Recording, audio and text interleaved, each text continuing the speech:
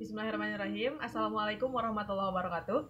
Perkenalkan, nama saya Nisa Nur Fauzia. Saya dari kelas Farmasi 2A 2020 dengan NIM 2004010017. Di sini saya akan menjelaskan sedikit mengenai titrasi argentometri dan titrasi iodimetri.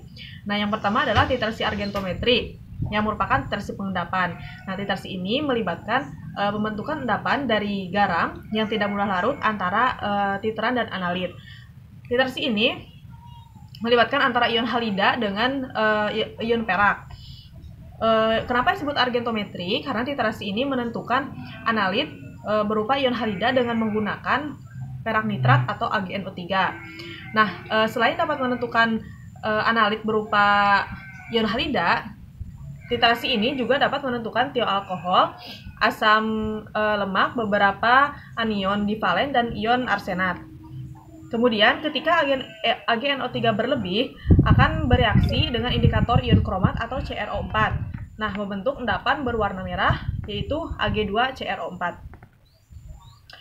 Kemudian, titrasi ini dibagi menjadi 3 berdasarkan indikator yang digunakan, yaitu yang pertama ada metode Mohr, yang kedua metode Volhard, yang ketiga ada metode Fayence.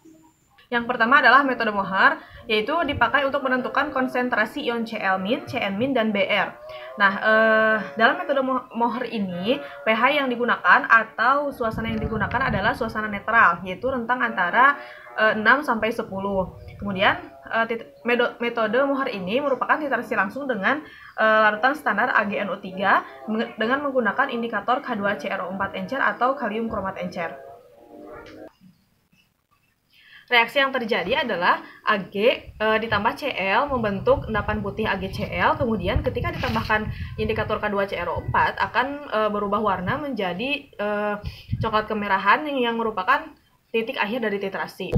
Kemudian yang kedua adalah metode Volhard, di mana metode ini merupakan titrasi tidak langsung atau titrasi balik. Nah, titrasi ini dengan menggunakan metode Volhard harus dilaksanakan dalam suasana asam.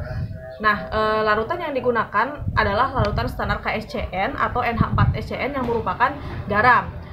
Sedangkan untuk indikator yang digunakan adalah indikator Fe. Reaksi yang terjadi adalah Ag ditambah Cl membentuk AgCl berupa endapan putih.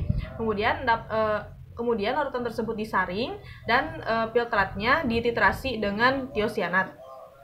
Nah, Ag ditambah SCN- dengan reaksi bolak-balik akan membentuk AgSCN dengan endapan putih. Kemudian ditambahkan indikator Fe akan membentuk warna merah FeSCN2+, yang mana warna merah tersebut merupakan titik akhir dari titrasi. Kemudian yang ketiga adalah metode Fayence, yang mana metode ini sama seperti Mohr. Yang membedakan adalah indikator. Nah, indikator dari metode Fayence ini adalah indikator Cosin atau fluonesein. Nah, untuk suasana metode Fayence yaitu suasana netral dengan titik akhir titrasi berwarna pink. Karena titrasi argentometri ini merupakan titrasi pengendapan, maka ada beberapa faktor yang dapat mempengaruhi pengendapan tersebut. Yang pertama adalah temperatur, kedua sifat alami dari pelarut, ketiga pengaruh ion lain, keempat pH, kelima hidrolisis, dan pembentukan kompleks. Nah, jika tadi adalah titrasi argentometri atau titrasi pengendapan, maka selanjutnya adalah titrasi iodimetri atau titrasi yang menggunakan prinsip reduksi oksidasi atau redox. Titrasi iodimetri merupakan titrasi langsung, berbeda dengan iodometri dan iodatometri. Nah, titrasi ini merupakan titrasi langsung yang mengacu pada suatu larutan iod, yang mana larutan ini merupakan larutan standar dan seperti natrium, tiosulfat, arsenat dengan menggunakan larutan iodin baku. Kemudian untuk prinsip yang digunakan adalah reduktor atau zat uji dititrasi dengan larutan iodium yang mana sebagai larutan standar. Kemudian indikator yang digunakan adalah indikator kanji atau amilum.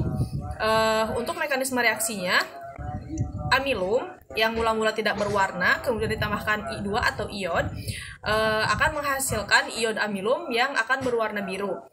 Kemudian larutan iodimetri ini merupakan larutan yang mudah menguap. Kemudian untuk cara mengatasinya adalah dengan melarutkan larutan kalium iodida. Selain itu, ketika proses titrasi berlangsung, buret yang harus digunakan adalah buret berwarna coklat. Mengapa? Karena iodimetri atau iodo ini mudah oleh cahaya matahari sehingga harus menggunakan buret berwarna coklat. Mungkin sekian dari saya. Mohon maaf bila terdapat kekurangan. Billahi taufiq wal hidayah. Wassalamualaikum warahmatullahi wabarakatuh.